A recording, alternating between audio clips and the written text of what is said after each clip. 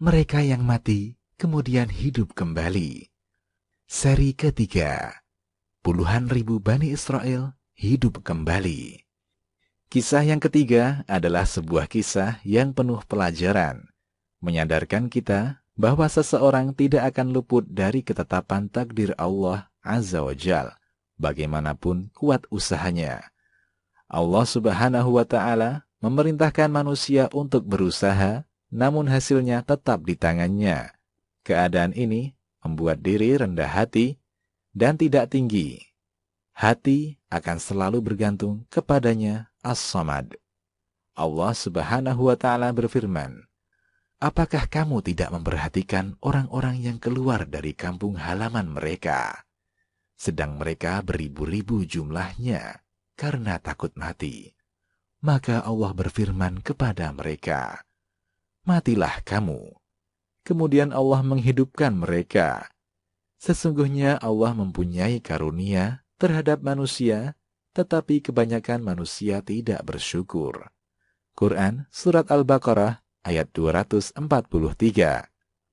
Ibnu Katsir dalam tafsirnya menerangkan bahwa kisah ini terjadi di masa Bani Israel, tentang eksodus penduduk desa Dawir dan ada yang menyebut desa Adriat, yang lari dari wabah penyakit taun yang melanda negeri mereka. Jumlah mereka sangat besar, 4.000 atau 8.000 orang.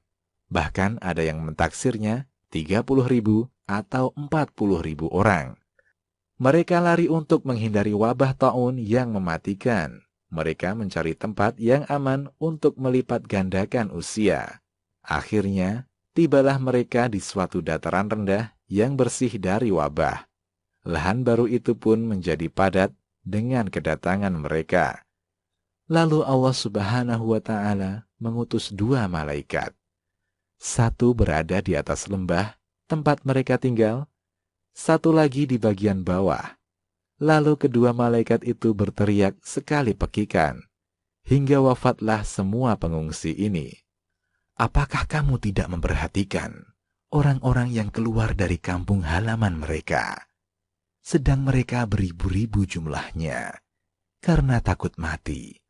Maka Allah berfirman kepada mereka, matilah kamu.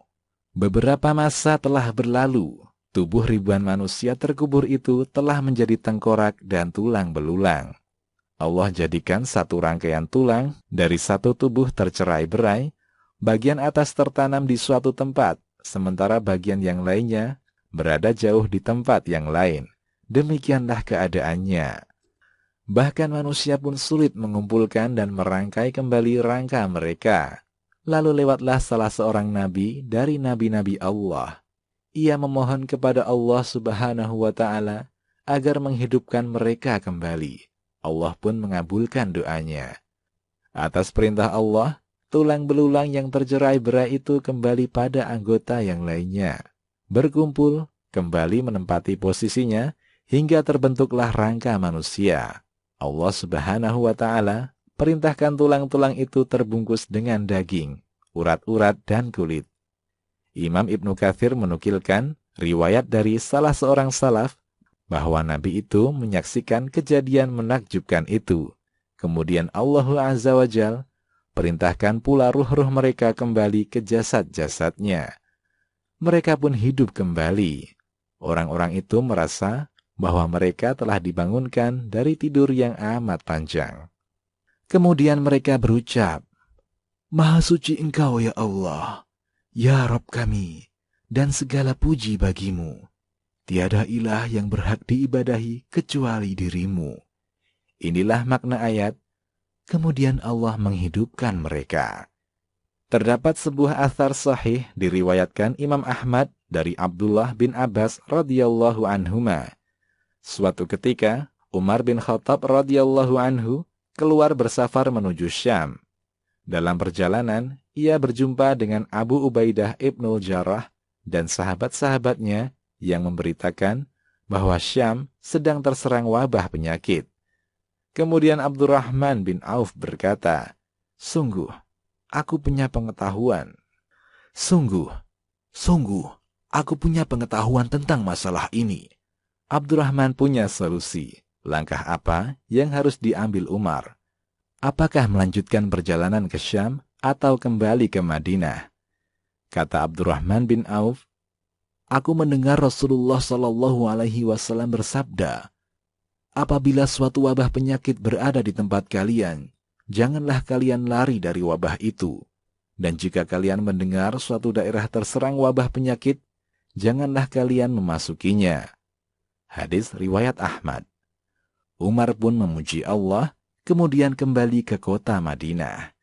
Dalam riwayat lain, Abdurrahman memberitahu Umar bahwa Rasulullah Shallallahu Alaihi Wasallam bersabda, "Wabah penyakit pernah mengazab kaum sebelum kalian. Apabila kalian mendengar suatu tempat terserang wabah, jangan kalian masuki tempat itu. Namun jika tempat kalian yang terwabahi, janganlah kalian lari darinya." Umar pun kembali menuju Madinah. Hadis riwayat Bukhari dan Muslim. Pelajaran pertama, kisah yang termaktub dalam ayat ini mengajarkan kita bahwa tidak ada tempat bergantung kecuali hanya kepada Allah. Tidak ada yang bisa lepas dan membebaskan diri dari takdirnya. Orang-orang lari dari kampung mereka, menghindari wabah, agar panjang usia. Namun siapa sangka, jalan yang mereka tempuh malah mendekatkan diri mereka kepada kematian. Kedua, terkadang usaha itu tidak mesti berbuah hasil. Jika demikian, mengapa harus menempuh usaha yang haram? Seseorang korupsi ingin menumpuk harta menjadi kaya. Bisa jadi ia kaya. Tidak sedikit pula yang masuk penjara. Seorang pemuda menempuh pacaran untuk memperistri gadis idaman. Bisa jadi ia dapatkan, bisa jadi ia ditinggalkan. Demikian juga sekelompok besar orang dari Bani Israel ini. Mereka lari dari kematian. Bisa jadi mereka selamat dan bisa jadi mereka wafat. Namun Allah Subhanahu wa Ta'ala tetapkan mereka wafat sebagai pelajaran untuk mereka dan kita semua. Karena itu Allah Subhanahu wa Ta'ala berfirman, "Sesungguhnya Allah mempunyai karunia terhadap manusia, tetapi kebanyakan manusia tidak bersyukur."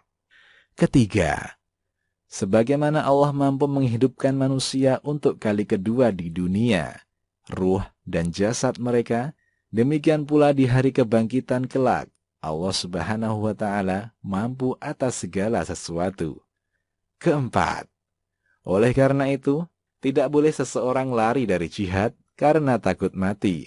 Sebagaimana lari dari wabah mematikan, belum tentu menyelamatkan. Demikian juga, mendatangi sesuatu yang mengancam nyawa, belum tentu mendatangkan kematian. Karena itu di ayat selanjutnya Allah berfirman, "Dan berperanglah kamu sekalian di jalan Allah, dan ketahuilah, sesungguhnya Allah Maha Mendengar lagi Maha Mengetahui." Quran Surat Al-Baqarah ayat 244. Kelima, kisah ini juga mengajarkan bahwa mengeluarkan harta di jalan Allah tidaklah berujung dengan kemiskinan atau kekurangan. Di ayat berikutnya, Allah Subhanahu wa Ta'ala berfirman, "Siapakah yang mau memberi pinjaman kepada Allah, pinjaman yang baik, menafkahkan hartanya di jalan Allah, maka Allah akan memperlipat gandakan pembayaran kepadanya dengan lipat ganda yang banyak. Dan Allah menyempitkan dan melapangkan rezeki, dan kepadanya lah kamu dikembalikan." Quran Surat Al-Baqarah ayat 245. Mudah-mudahan kisah ini semakin memikat hati kita untuk mengkaji ayat-ayat Al-Quran, membuatnya cinta dan nikmat membacanya. Demikian, Allahu a'lam. Kisahmuslim.com, kisah penggugah jiwa.